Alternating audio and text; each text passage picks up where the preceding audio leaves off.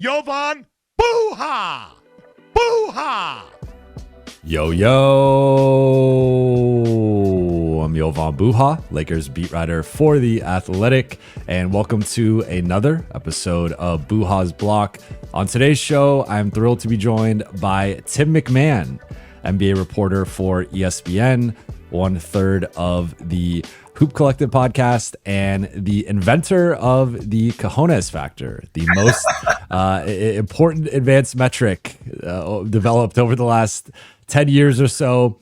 But for our purposes today, Tim is a brand new author. The book is now out for you all to enjoy, and I do recommend it. The book is The Wonder Boy, and it is about Luka Doncic and the curse of greatness. Tim, my man, how you doing today? Howdy, partner. I like that. Boo-ha. Boo-ha. Man, I really appreciate you having me. Really cool that you have built this thing up from the ground and created this platform. I don't know if I'd advise you to have the video component. You've got a face for radio, but I'm proud of you. I remember when you were just a young little whippersnapper working with us at ESPN, and now you're just this big old glitz and glamour Lakers beat superstar. I appreciate it. That means a lot coming from you. Off camera, I'm sure that there'll be some more barbs, but on camera, I appreciate it. But I want to start with this because you've been covering Luka as long as anybody in the NBA. You know him as well as anybody in the NBA from a reporting perspective. You were there from day one. So you came into writing this book and working on this with a certain baseline of knowledge. But what did you learn about Luka throughout this reporting process that you didn't know beforehand? Yeah, and just to be clear, Luka does obviously keep the media at an arm's length, right? So I'm like, he's not invited me to dinner, right? I was out in LA the night before his birthday, and no invitation was extended to his birthday party. Never has been, never will be. But honestly, like the trip to Slovenia was fascinating. You've been, you've got obviously roots in that part of the world. You've been to that part of the world. For me to see where Luka's from, and honestly, like I would for real recommend vacationing in Slovenia, an absolutely beautiful country, but to kind of get a feel for the culture there, the basketball culture, to talk to people who'd known him since he was 7, 8 years old, when he was the ball boy for the team that had, his dad Sasha on it. Goran Dragic was a teenage pro at the time. That there's a famous picture of Luka reaching up and grabbing the championship trophy from the Adriatic League. Marko Milic, who was on the Mavericks staff until the Luka trade, was the star of that team. To just get a feel for where he's from, who he is, and talking to people who even played with him as a kid. And there's a couple of things that I think are, one is very obvious, and one you really learn from being around Slovenia and the Slovenian national team. The obvious thing is this dude's competitiveness. It is ruthless, and it's always been that way. There was a story. He had never played an actual tournament for the Slovenian national team until Eurobasket, but he did play one friendly tournament. It was in Hungary, and it was for an under-16 team. And it was described to me as a Pat Bev type of guy for the Romanian team. And this little Romanian Pat Bev caught Luka with an elbow above his eye, opened up a cut above his eye. Luka's over there. He's got a towel on his, on his forehead, getting that thing. As soon as the bleeding stops, slams the towel down, storms to the scorer's table, tells the coach, "Get me back in there." Gets back in the game. And, the guy's pretty sharp basketball mind, calls out so he can run a pick and roll to where that little Romanian Pat Bev's got to come over and help defense. Luka's never been known as a high flyer, but he dunked it on the guy's head. The guy lands on the ground. Luka grabs the ball, fires it into his chest, and says some Slovenian. When Luka said he was speaking Slovenian to Rudy Gobert, he spoke some real Slovenian to this guy. Challenged his manhood, got teed up. But that's the essence of Luka. The ruthless, competitive wrath of Luka has always been something you don't want to be on the other end of. And we've seen that time and time and time again in the NBA. The other thing, though, you really learn from being around that national team and talking to people who have known Luka, well before the NBA, he is naturally a loyal person, right? The fact he plays for Slovenia every single summer shows you that. For NBA superstars, a national team commitment is a case-by-case deal, not him. If he can walk and they're playing a game that matters, he's in the lineup and he might be playing 40 minutes. He's playing damn near the whole game. The fact he's playing for Slovenia at all shows extreme loyalty. Again, he hadn't played an actual tournament for Slovenia until Eurobasket. That meant, for all intents and purposes, he had his international free agency. And he had a Spanish passport. And Spain's an established power. There was so much written and said about him playing for the Spanish national team, but he never, and Serbia for that matter, his dad's got Serbian roots. He never considered it because he's a Slovenian. He's from Slovenia. That's who he's going to represent. So again, I included a chapter just on the national team because I did think it was important to show that this guy's natural inclination is to lean into loyalty. I want to hit on the loyalty theme a little bit later. The image of a Romanian Pat Bev. Yeah. That's exactly how it was described to me. So let's go back nearly a couple months now to the night of the Luka trade. Where were you when it happened? What was your initial reaction? And then you started obviously reporting and making calls from the Dallas side with it. Did you understand it then? Or do you understand it a bit more now? Like, how has your viewpoint changed with that? I understood it very quickly. It didn't mean I would have done it. Those are two very different things. So I was in Cleveland, and I was fortunate that I had planned to join the Mavericks in Cleveland. Like, it was in the works. I actually was coming from San Francisco. The Warriors had 3 games in 4 days, and it was like the Suns, the Jazz, and the Thunder. So a chance for me to see 3 teams that are kind of under my umbrella. And so I make the trip from San Francisco to Cleveland that day. It's not an easy trip to make. There's connections. I'm tired. It's a little after midnight Eastern time. Okay, ain't getting any sleep tonight, And Shams broke it, and it was the same thing for me as everybody else. Is this really Shams? And then obviously I'm texting people, calling people. I find out very quick, this is real.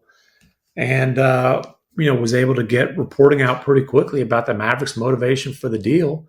And it was, I knew how frustrated they were with him. I knew the conditioning stuff had been something throughout the course of his career, and I'd covered it, and people didn't want to hear it, but I covered it for a reason. And fortunately, I included it in the book, so I didn't look like a complete fool. Oh, hey, by the way, all this fluffy stuff, there's this massive concern that led to him being traded. And then it was also explained to me that on a related note, they feared giving him the Supermax, which I didn't know that until they traded him. And I'd go, really? You think the Supermax is a bad deal for this guy? Because let's be honest, you talk to people around the league, and I've asked I ask analytics people, what's his value? And a lot of them will tell me he's $100 million value, $100 million per year. Supermax is a little under 70 average, Sounds like a bargain. Seriously, and there's like a short list of guys who are that, like the perennial MVP candidates are that sort of a value. But they believed he was going to break down. They believed he wasn't going to change. If he didn't change coming off of last year, they felt like it was never going to happen. The calf had been strained 4 times in 28 months, including camp, which they misleadingly called it a contusion. And then obviously again on Christmas Day. The fear was what's next.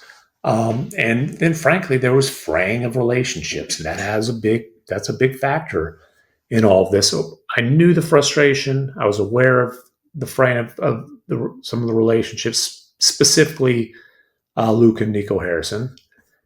I was still completely flabbergasted, just because, look, say what you want. Does he have flaws? Sure. He just averaged 34, 10, and 9 and took you to the finals. He was 25 at the time. His prime years are about to begin. The only time you've seen anything close to this sort of a talent traded is because the player demanded it, forced it. For an organization to decide to dump him months after making the finals, after you've given up 27, 28, 29, and 30, first round control, I was flabbergasted. I still trying to wrap my head around the logic. And, Anthony Davis is an awesome player, first ballot Hall of Famer, top 75 all time.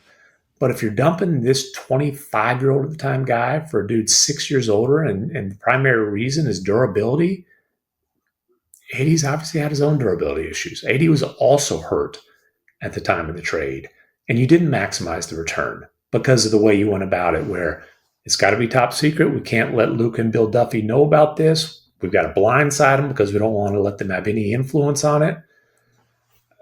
I thought it was a very hasty decision and a process that was flawed and premature.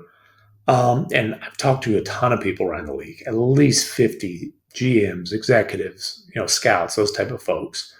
I've not had one say that this was a good move for the Dallas Mavericks, who work. Not one person who works for another team has told me that. It's either been you cannot trade that kind of talent at that age, or there have been some who said, want to get out of the Luka business, but you've got to maximize the return, and they didn't do it. You added a chapter at the end of the book. What was that process like of having to, because you had already printed some copies, right? And yes. You'd been done with it already. So what was that adding in that final part like? Well, that was definitely part of that night. And I went back and looked at 1:34 a.m. Eastern. I sent an email to my book agent and the people I worked with at the publishing company, basically saying, we need to meet. We need to figure out what we can do here.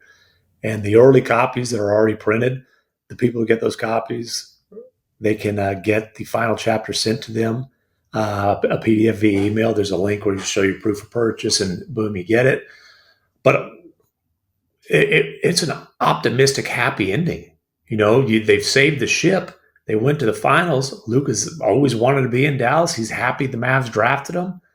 And then they dumped him months later. Yeah, we had to have a final chapter. There had to be some closure, some reporting done on that, which obviously I'm doing that reporting for ESPN.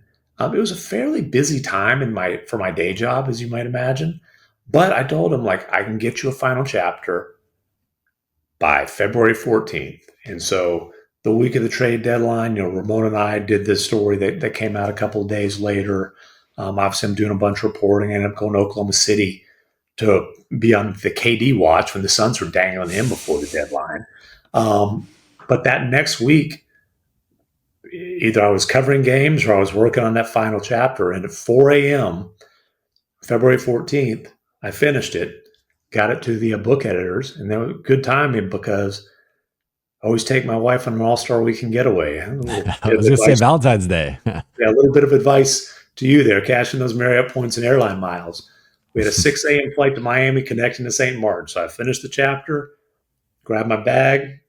My wife and I went off on vacation, handled all the edits on the 2 flights that day, and had a few cervezas on the beach in St. Martin to decompress and celebrate. Did you smoke any hookah? I did not, but get this. So we go to this beach in St. Martin, and it was on the French side of the island, the beach that's most recommended. And there's this surfboard, chalkboard thing, hey, you gotta, it lists all the things, if you want towels, if you want a chair, whatever. You got to go through the Beach Boys, as they called them. Guess what one of the Beach Boys' names was? Luka, Luka, right there. So I took a picture of that. I was I'm trying to get away. That's great.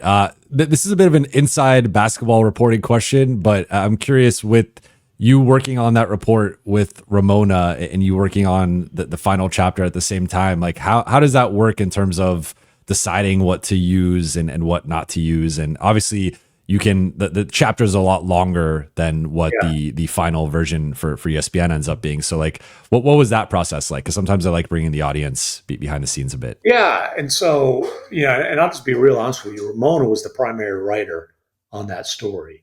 I definitely helped, but she wrote the first draft.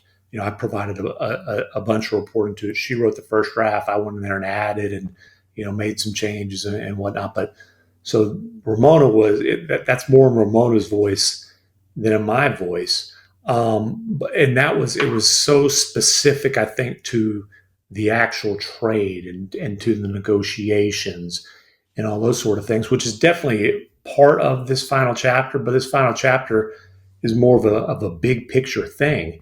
And I lead into it with his last moments in a Mavericks uniform, right? When he tweaks that calf or he strains that calf against the Timberwolves, and that scene and like the fear you saw in his eyes and him limping off the court. And the chapter's title is Last Christmas. When he was limping off the court, guess what song played over the arena loudspeakers? Last Christmas? The holiday song about betrayal. Like, you can't make this stuff up. You know what I mean? Yeah, that's poetic.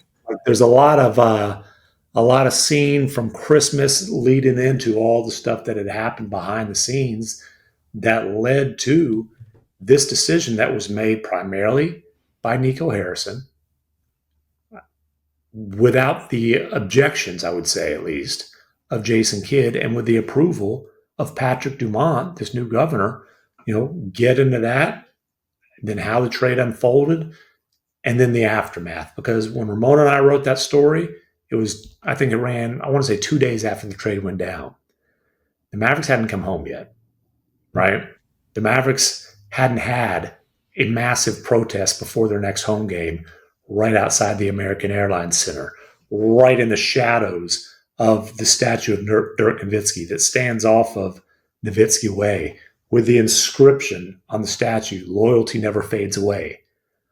21 letters that sums up 21 years of Dirk that, everybody felt, the Mavericks fans certainly hoped, planned, dreamed of passing the torch to Luka. And Luka took the torch and he was running with it. And things weren't always smooth.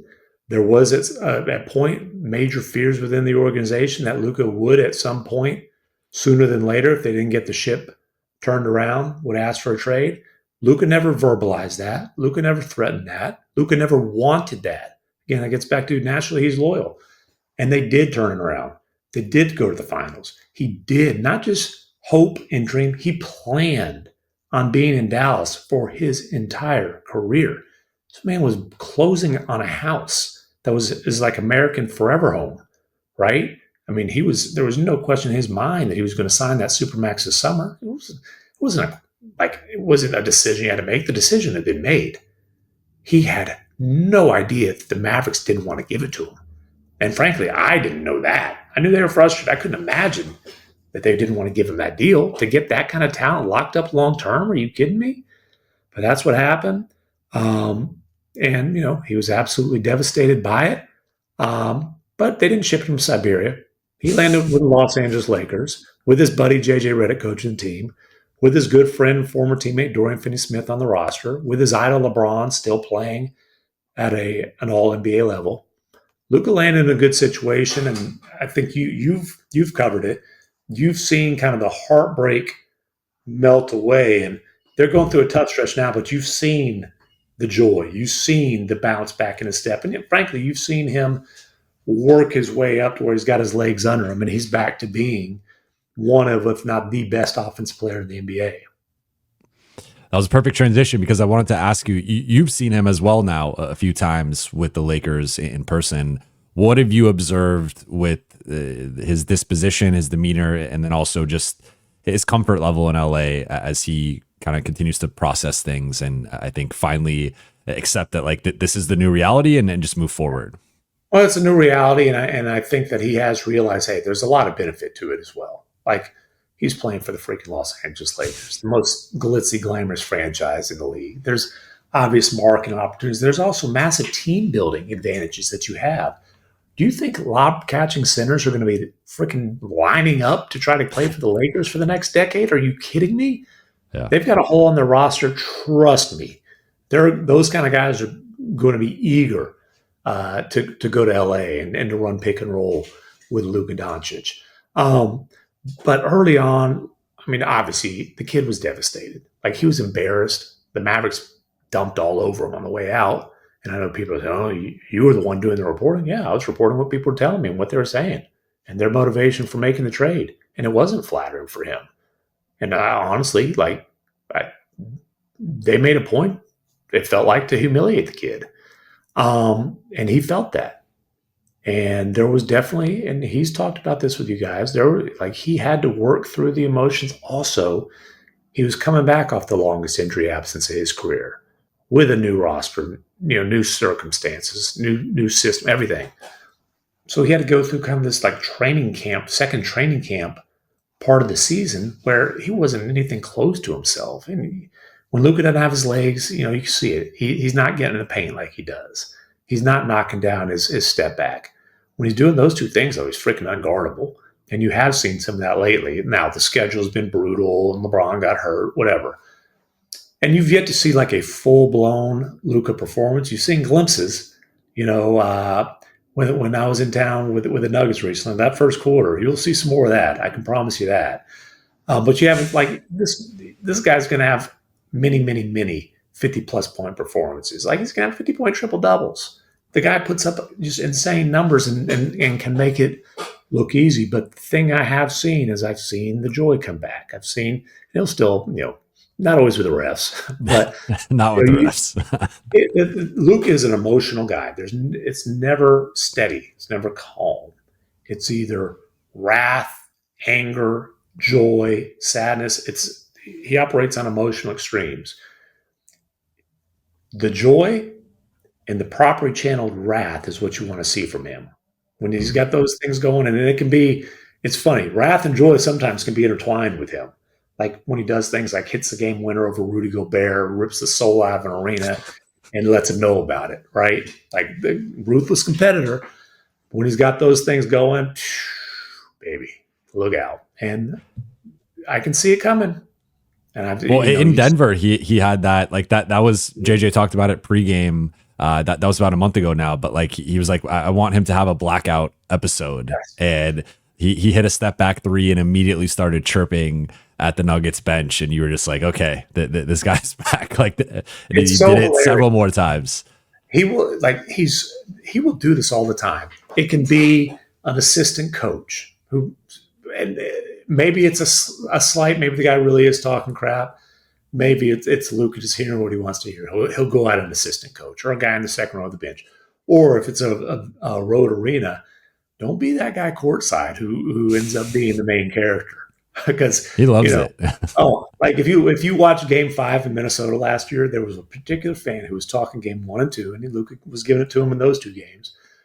From the get-go, from the opening tip in Game 5, when he's just shutting up an entire arena, breaking the heart of the whole state. There's one guy he kept on barking at, and the man can manufacture motivation by any sort of perceived slight. Now, when the wrath gets in his way is when he's more worried about ranting and raving at the refs. He's more focused on 3 refs than 5 opposing players, or he's more worried about making his point to the refs than he is about running back on defense. So, there's fine lines there, but again, when it's joy and when it's that properly channeled wrath, the guy is one of the best talents we've ever seen. I mean, stack his resume up. He hasn't won a championship. Okay, he's 26.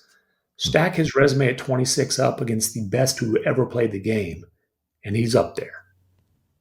He's right up there with LeBron. His resume compared to LeBron at this stage is right there, if not ahead of him in several categories. Jordan, seriously, name the best of all time, and just go until age 26. And Luka's done it at the highest levels of European competition. Was the co-star on a freaking Eurobasket championship team at 17. Slovenia is a tiny country. 2 million people. They're beating these established powers when he's 17 and Goran Dragic and him are co-stars. Freaking EuroLeague MVP, EuroLeague Final Four MVP at 18. He was the most accomplished teen prospect in European history, but he was still doubted coming in the league. Now, people thought he was going to be a good NBA player. 3 teams passed on him. 3 teams passed on him. And I had a lot of people, smart executives, scouts, GMs, who didn't think he could be a primary ball handler in the NBA. Hedo Turkoglu was a comp that I got for him. Hedo was a good player, but yeah, obviously. Hedo was a heck of a player. Luka was as good as Hedo Turkoglu ever was when Luka was a month into his career. I mean, he is the most talented player to ever wear a Mavericks uniform, and they've got the 6th leading scorer in NBA history with a statue outside the arena. That's how good this guy is. We've talked about the Luka on the court, but off the court, we've seen already he and his foundation invested $500,000 in the Los Angeles wildfire relief movement. He just got 3 tickets for Slovenian fans who came to the Lakers-Bucks game that he didn't play in because the Lakers basically punted that game due to the schedule. And he saw on Twitter that they tweeted at him like, "Hey, we're heartbroken. We've planned this trip for 2 months. We flew out here from Slovenia. You didn't play the game. Like, is there any way to get tickets for the next game?" He got them tickets out of his own pocket for the Chicago game. Then we've seen the Jordan Brand ad, and you've mentioned loyalty as a big thing with Luka and a big theme with Dallas and Slovenia. So looking ahead here, and I don't want to hold you to this, but I'm just curious for your perspective on this. Like, do you see him being in LA long term? Or is it too early to tell? And it might come down to how this postseason goes, how next season goes. But based on his character, how he views things, and him already starting to kind of put some roots in the LA area, do you see him, potentially being a Laker longer term? Well, now I'm not going to put words in his mouth, and I've asked Luka one question at a post-game press conference since he's been in Los Angeles. I have not spoken with Luka. So I'm not going to sit here and tell you, I know Luka, I know what he's thinking, because that's not true. Like, I have not talked to him about this at all. So with that being said, again, yes, this man will be loyal if he feels like there's loyalty towards him. I think that his trust has to be earned, but I think the Lakers have some major advantages in earning that trust. JJ Redick is their coach. JJ Redick and Luka were teammates very briefly. They clicked. They were buddies. And as Luka said himself during his initial podcast, the fact that he went on JJ's podcast twice tells you how much he likes and respects JJ Redick, because he's not a guy who wants to do a whole lot of extra media. I don't know that Luka's ever done another podcast. So I don't think so. I don't believe he has. My head. So they have to make that transition from buddies to coach player. And, when I was in LA, when the Mavericks came through there, I asked JJ about it. And he said that he asked Luka two things. Are you okay with being coached hard? And are you okay with direct, blunt communication? Luka said yes. And I do think because there is an established relationship, that gives JJ and the Lakers a major advantage there. We'll see how long Dorian Finney-Smith's there. But that's one of Luka's guys. LeBron, his idol, right? I mean, Luka loved LeBron so much. The first time he played against him, it was the Staples Center back then. Luka's waiting in the hallway like a little kid. LeBron, you're my idol. Will you please sign my jersey? Now they're peers now, right? The next year when there's a title of a chapter. Can I cuss on this podcast? Yeah, go for it. Okay. A title of one of the chapters is "Bad Motherfucker." Because that's what LeBron, and it was caught on the ESPN cameras the first time they played Luka's second season, when they're dapping each other up post-game, and LeBron said, "Hey, man, you a bad motherfucker." And that was LeBron saying, "You're one of us. There ain't many. You're one of us." But again, it's that mutual respect, that, established relationship. Now they're getting to know each other as teammates. And we get back to the massive advantages the Lakers have from a team building perspective.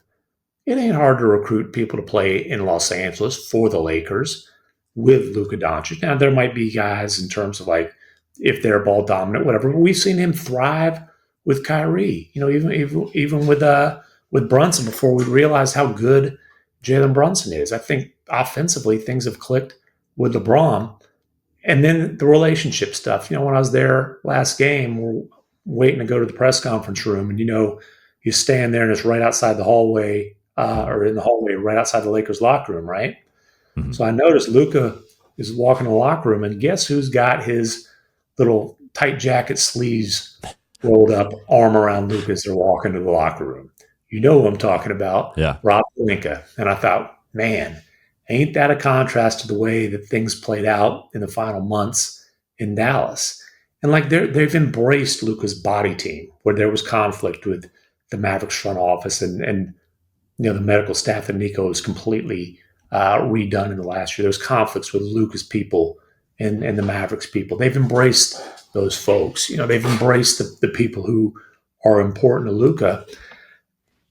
All this being said, I think there's a very good chance that Luka will end up getting his statue, and it'll be out there by Shaq and Magic and Kobe and all those statues. I think there's a very good chance that he's going to have a long, tremendously successful run in purple and gold.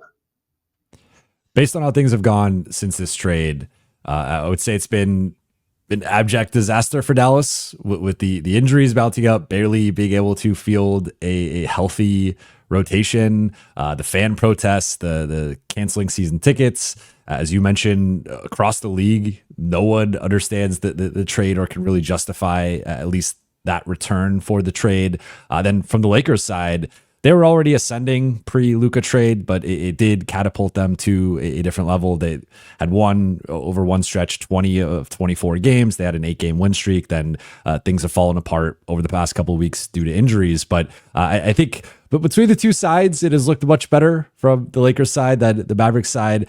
So based on your just your view of the situation, do you think if Dallas, if you gave them truth serum and a time machine, would they go back and undo this trade, or at least potentially maybe change a few things as to how they handled the rollout of the trade? Essentially, what you're asking me is, would Nico Harrison change his mind? That's basically what you're asking. Sure. Yeah. Yeah. And I think the answer is no. Now, that doesn't mean he's right. Certainly didn't. And he said the day after the trade, in the 6 or 7 minutes he met with the media, the only time he's talked to the media since then, he said, time will tell if I'm right. But he also said it's a 3 to 4 year time frame. And look, has there been some misfortune? Obviously. Primarily Kyrie tearing his ACL, which year one of that 3 to 4 year time frame is gone. Year two's in jeopardy. Those were your two best shots. And the problem is, 3 to 4 year time frame, hold on. While you were building this contender around Luka, successfully, I might add, you gave up 27, 28, 29, 30 control of your first round picks. 3 to 4 years from now, would Nico change his mind? I still don't think he would. I think he was just so dead set and so firm in his convictions. And, I think that pride and things also were a factor in this. Can I make a reasonable case that this was a good move for the Mavericks? I can't make that. I can't. Tim, I know you are a busy man. I appreciate you and your time. Aside from the book, which is now out for everyone to purchase, and I recommend anyone watching or listen to this to go out and get it. Anything else you want to plug before we get out of here? Hey, Hoop Collective. If you hate Tim Bontemps, I pound on him more than anybody ever does. So tune in to the Hoop Collective to hear me tear apart the USWB. And Wendy lets me get away with it. Well, I appreciate you. Thank you for your time. And I appreciate you all for watching and listening. For those watching on YouTube, please be sure to hit that subscribe button, turn on channel notifications, and like and comment on this video. For those listening on Apple Podcasts, Spotify, or your podcast platform of choice, please be sure to follow, download, and leave a 5-star review. I'll be back after Lakers Grizzlies. I will talk to you then. Adios, amigos.